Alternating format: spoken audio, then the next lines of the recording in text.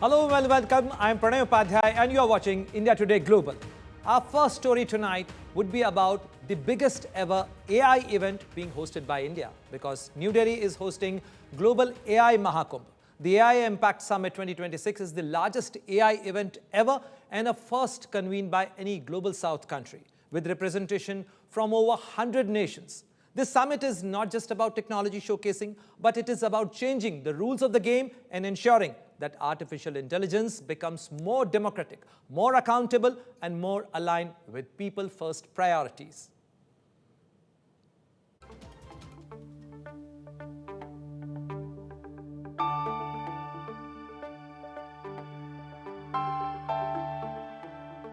The global spotlight is on India hosting the AI Impact Summit 2026. Prime Minister Narendra Modi inaugurated the India AI Impact Expo at the Bharat Mandapam in New Delhi today. He visited various stalls at the venue and spoke with companies as well as startups participating in the expo. Earlier, Prime Minister Narendra Modi hailed the AI Summit for bringing the world together and showcasing the capability of India's youth and our progress in science and technology. The 5-day summit at Bharat Mandapam aims to shape how AI drives inclusive growth, governance, and human development. World leaders, global tech firms, startups, policymakers, and academia are gathering to shape a shared roadmap for the future of artificial intelligence.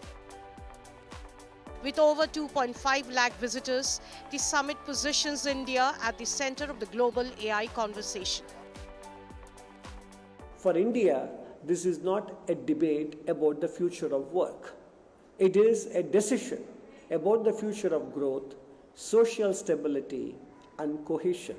We must act and act now. India AI Impact Expo 2026 will be held alongside this summit and serve as the national demonstration of AI in action.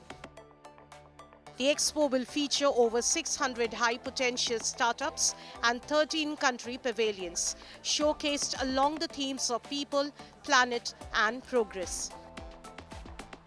More than 5,000 traffic policemen have been additionally deployed for the easy movement during AI Impact Summit. That happens to be the 5-day long summit where world leaders from more than 20 nations and the participants from 45 countries and 2.5 lakh visitors are expected to be a part of this event.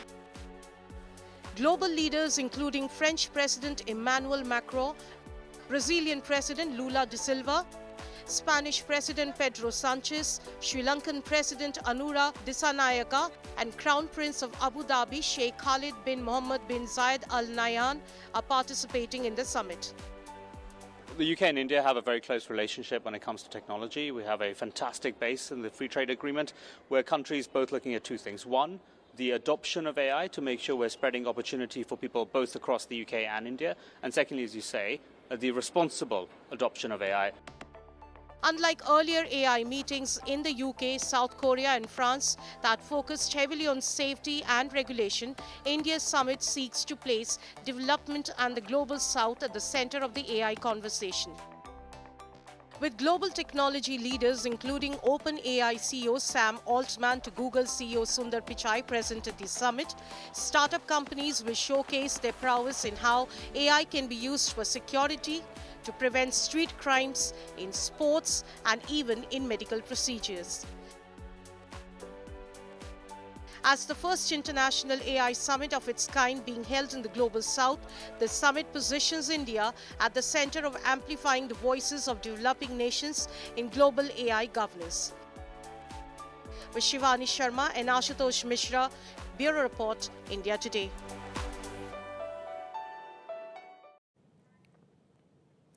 So what exactly the artificial intelligence means for the most populous country on this planet?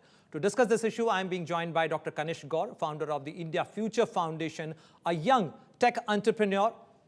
And also I am being joined by Abhishek Singh, Additional Secretary and CEO of the India AI Mission. Welcome to both of you.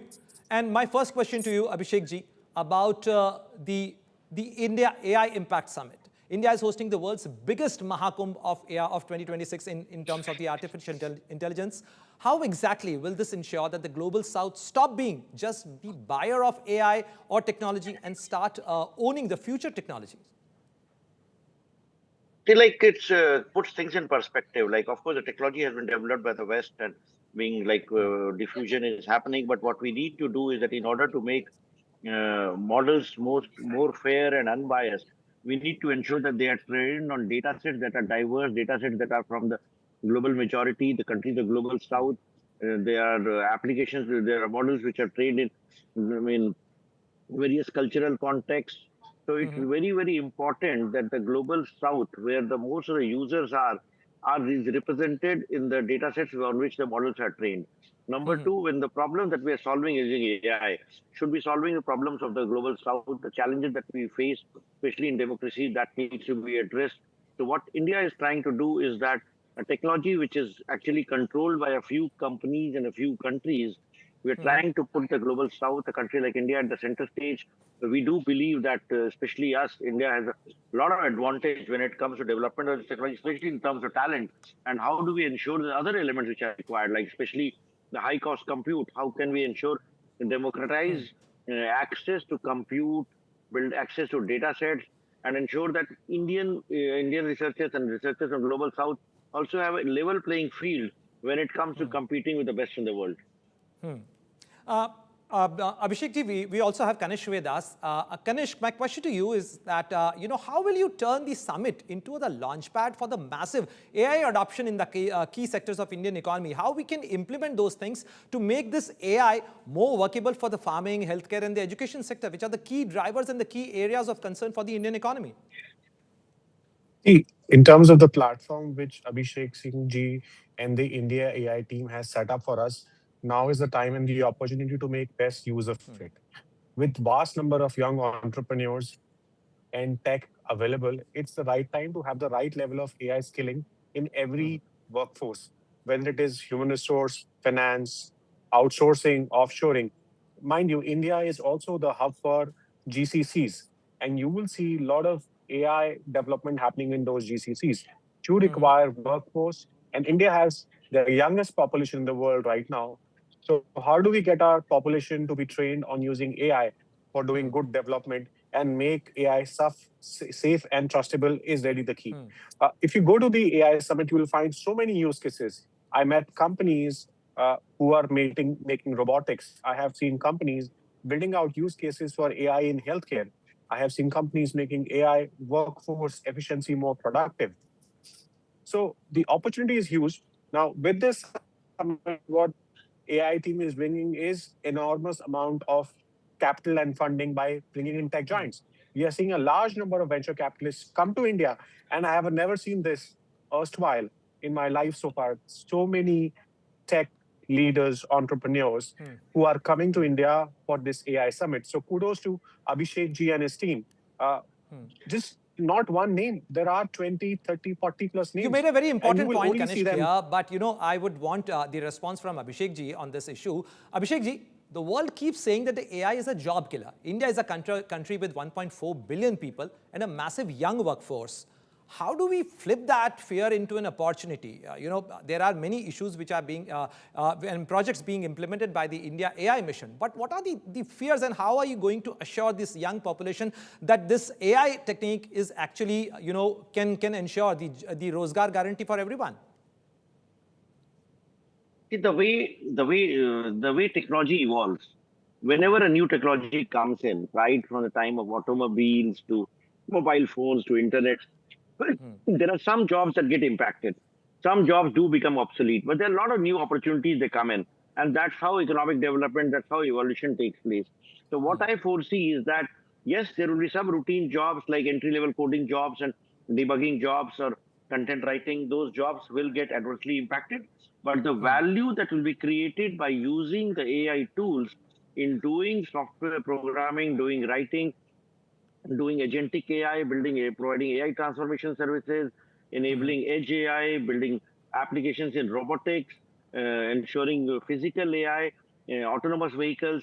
So there will be opportunities that will be immense. So what will be required is to take advantage of these opportunities, especially for the young and those who are entering the job market. It will be essential to acquire AI skills. So one thing we need to remember, AI will not take away any jobs. People with AI skills will take away the jobs for people without AI skills. So we need to focus a lot on our curriculum upgradation, ensuring that from students of school to college to universities, and here we are not Absolutely. talking about only science This is and actually engineering a very students. big assurance, Abhishek ji, from coming from you, coming from the government, that AI can actually ensure jobs for many, and especially for the youth of India. Thank you very much, Abhishek ji, for joining on this show, and also thank you, Kanishk, you too, for sharing your thoughts on this show. One point before you let us go. And moving on, let's talk about US-Iran tensions as well. Amid continued tensions between the United States and Iran, with images of aircraft carrier and battle strike group deployed by the US Central Command and the visuals of Iran's Revolutionary Guard Navy holding drills, Iran's Foreign Minister Syed Abbas Araghchi and US Special Envoy Steve Witkoff and Jared Kushner are due to meet for the second round of talks in Geneva on Tuesday. Here is a report by Mahashweta Lala.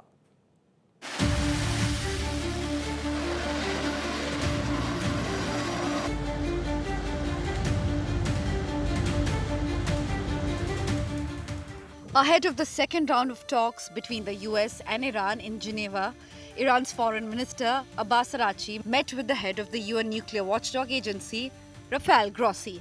This, in fact, is the first meeting between Araghchi and the nuclear watchdog after US-Israel launched a 15-day war on Iran. After the war, the Iran parliament approved a move to suspend Tehran's cooperation with AIEA. Iran's foreign minister, who has already arrived in Geneva for the talks, also met Omanian Foreign Minister Badr al-Busaidi, who will mediate the talks.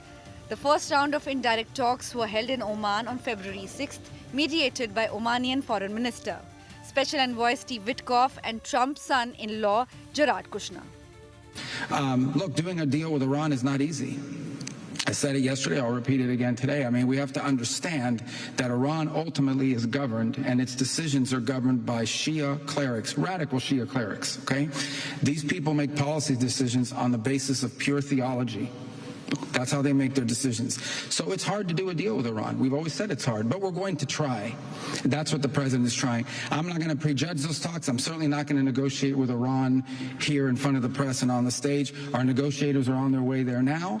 They'll have meetings. We'll see what happens. We're hopeful there's a deal. The president always prefers peaceful outcomes and negotiated outcomes to things. He's a president that's shown his willingness to talk to anyone and meet with anyone. And I think if there's an opportunity here to diplomatically reach an agreement that addresses the things we're concerned about, we will be very open and welcoming to that. But I don't want to overstate it either. It's going to be hard. I mean, we're dealing, it's been very difficult for anyone to do real deals with Iran because we're dealing with radical Shia clerics who are making theological decisions, not geopolitical ones. But let's see what happens. I hope it works out. We all hope it works out. As both sides prepare for second round of talks, images of the USS Abraham Lincoln Carrier Strike Group sailing and flying in formation were released. The US is preparing for week-long operations if Donald Trump were to launch an attack on Iran. The Department of War was sending an additional aircraft carrier to the Middle East, adding thousands more troops along with fighter aircraft, guided missile destroyers, and other firepower capable of waging attacks and defending against them.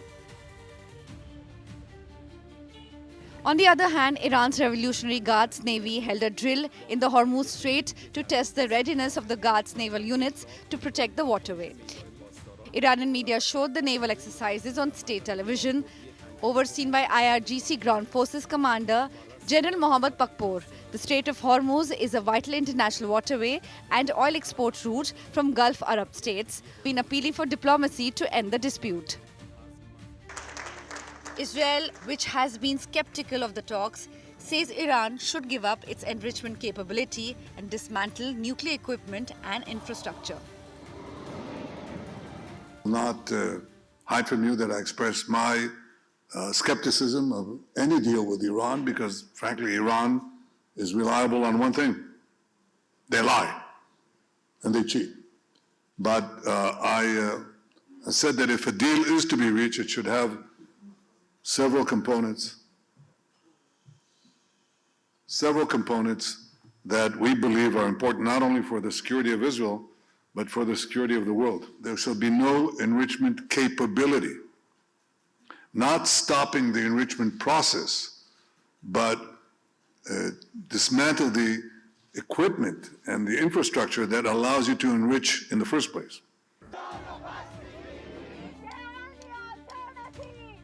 Last weekend, an estimated 350,000 people marched on the streets of Toronto as part of the Global Day of Action rally.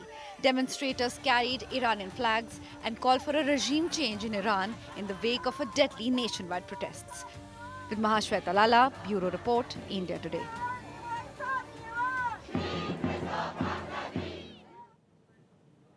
And before I sign off for tonight, I'm leaving you with this report on Prime Minister Narendra Modi's visit to Israel, which is scheduled for next week. I spoke to Israel's ambassador to India, Reuven Azar, who says that this trip could fast-track defense, trade and IMAC mega corridor. He sharply dismisses the Gaza ceasefire allegations and issues a warning to Iran over its nuclear stance, signaling a high-stake diplomacy as India-Israel ties enter a decisive new phase. For the entire interview, please watch our YouTube channel, India Today Global.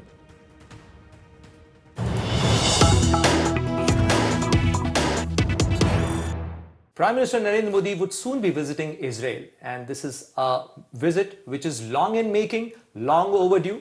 And to discuss what India and Israel are trying to build through this high-level visit, I am being joined by Ambassador Reuven Azar, Israel's ambassador to India. So welcome to India Today. Thank you, Pranay, for this opportunity. It's always good to see you. My pleasure, sir.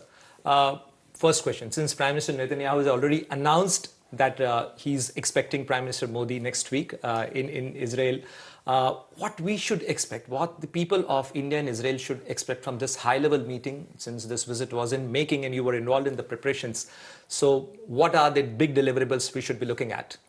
Well, we are thrilled, Pranay, to see Prime Minister Narendra Modi coming. I think this relationship is very unique and it's more than just, national interest. I think that there is a sense of feeling, very deep feeling, both in Israel and India, of a friendship towards one another, because we trust another. We've built this for decades now, and we feel very confident in the relationship, especially given the challenges we have to overcome in the last 2-3 years. I think the sense is pretty similar on the Indian side. We know how to come to the help of the other in times of need. We are consistent with our friendship, and that, I think, has gathered a lot of recognition in Israel. So we are going to we've been actually taking advantage of the fact that the Prime Minister is coming to try to deliver and finish processes that have been long going in different fields. Okay, so defense is, an essential pillar. And here we are going to sign an updated security agreement that is going to allow us to go much deeper and wider when it comes to our defense cooperation, both G2G, but also in the private sector. But Ambassador, do you think that the conditions put by Iranian Foreign Minister Saeed Abbas Araghchi, that we are only discussing the nuclear program and capping of the nuclear program, and missile caps or the missile limits are off table? Do you think that this could also be a deal breaker for these negotiations? Well, the Iranian regime is trying to negotiate, and I think that they are putting ridiculous limitations that actually are endangering the entire diplomatic process. So if they think that after all this aggression that had been exercising throughout more than 3 decades towards the region, after they deceived the international community time and again and breached not only their commitments in the context of the JCPOA, but the basic commitments to the safeguards agreement of the NPT, after all that, they think they're going to have a pass and we are going to trust them to put partial limitations on their program. It's ridiculous. So either they get to their senses and change course and actually cooperate with the American demands, and if they don't do that, I think that they should have learned by now that the American threat is a real threat. So we hope that they come to the senses. I think that this positioning by Araghchi is quite unrealistic. And we hope that they change attitude fast because time is running up. In the last, I would just want you to clarify that the possibility of, dismantling the missile infrastructure of Iran is still being considered as an option on the table by President Donald Trump, or even as you have to ask Israel. them. Yeah, you have to ask them. For us, it's very clear because we saw, how they were building this program. They had a plan to create an arsenal of about 10,000 ballistic missiles. Imagine that we had to withstand the biggest ballistic missile attack in the history of the world only last year, when they fired hundreds of them. And it has a great potential of damage. We had to invest billions of dollars to defend ourselves from that. And this was done with the intention of exterminating us, and we are not inventing it. The Iranian regime has stated that time and again. There even is a designated place in Tehran in which they display their plan to exterminate us. So we have to take it seriously. We won't live in a situation in which these limitations won't be put on the Iranians, and if they are not put on them, if they don't accept them, they will have to suffer the consequences.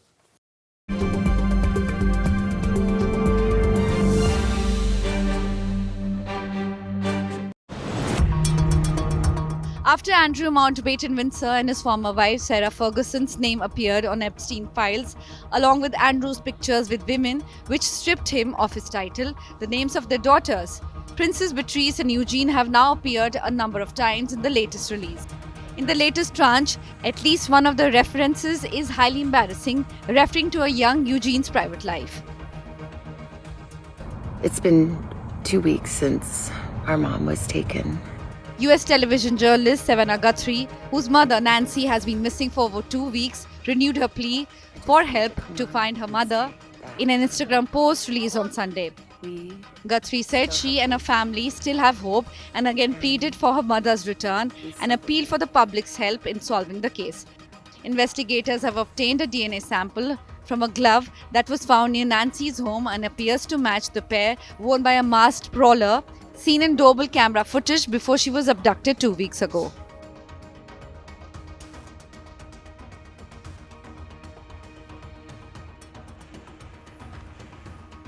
Gaza's Civil Defense Agency said at least 11 Palestinians were killed in Israeli airstrikes across the enclave, reviving an earlier toll of 9. Civil Defense spokesman Mohammed Basal, an Israeli aircraft carried out strikes from dawn to midday in several areas. One person was killed and several others wounded when a drone struck a group in the Tel Al-Hawa neighborhood west of Gaza City. According to the Gaza health authorities, since the ceasefire took effect, 601 Palestinians have been killed and 1,607 wounded.